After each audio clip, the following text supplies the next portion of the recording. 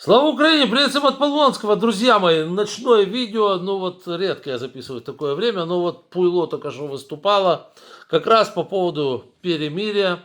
Напомню, что он получил, ну такой типа ультиматум, не ультиматум, да, типа ультиматума от свободного мира, от Украины, от наших европейских союзников и, как ни странно, от Трампа, да.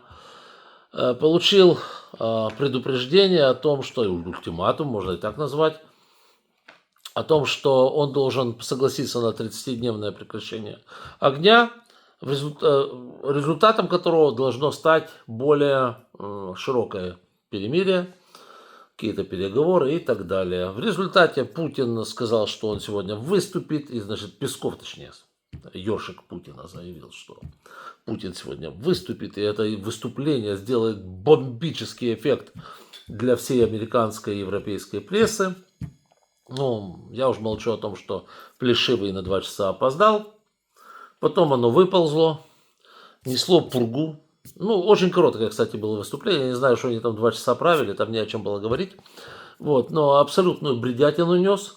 Значит, поздравил всех с победобесием, потом рассказал про Северную Корею, какая она замечательная, а потом сказал, что Фицо замечательный, Зимбабве замечательная и Вучич замечательный.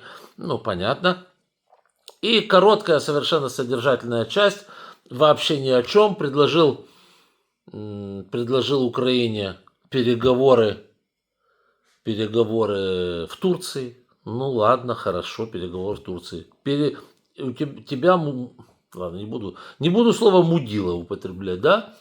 Тебя вот это самое слово спрашивали по поводу прекращения огня на 30 дней.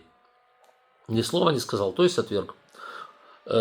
Смысл прекращения огня в том, чтобы не стреляли и за это время провести переговоры. Он просто предлагает провести переговоры, но продолжать стрелять. И сейчас я знаю, что уже были пуски шахедов по нам, то есть все летит. Вот. Ну, таким образом мы прекрасно понимаем, что предложение о прекращении огня со стороны кремлевской хунты отвергнуто.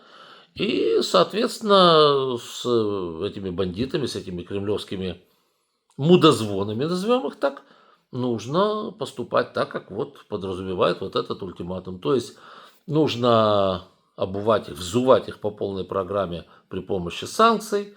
И также мы ждем новых поставок оружия со стороны Соединенных Штатов, Великобритании и других наших союзников, о чем сегодня те неоднократно заявляли. Но, видимо, до Путина не дошло, он опять играет в свои вот эти игры.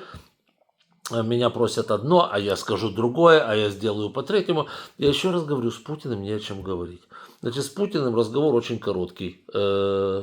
Между глаз, оглоблей, луснуть, чтобы цурки с него полетели, чтобы звезды полетели с глаз. Когда он понимает, что сейчас получит люлей, тогда он становится вменяемым и начинает говорить. Когда с ним сюсюкаются, оно этого не понимает.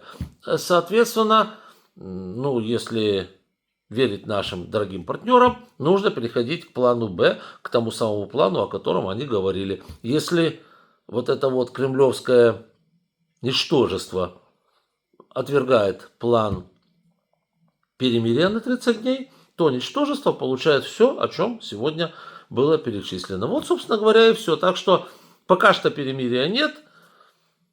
И по нам летят шахеды, это я уже точно знаю. Не знаю, во сколько они там долетят, не долетят.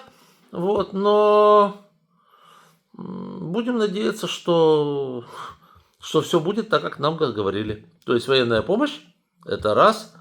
Ну и второе, значит, по полной программе санкций в отношении дешевого этого шакальего путинского рейха. Ну вот, если кто-то досидел до ночи, вот подождал вот этой вот ситуации, ну вот такое. То есть оно вышло, провякало ни о чем и ушло, запряталось в свою норку.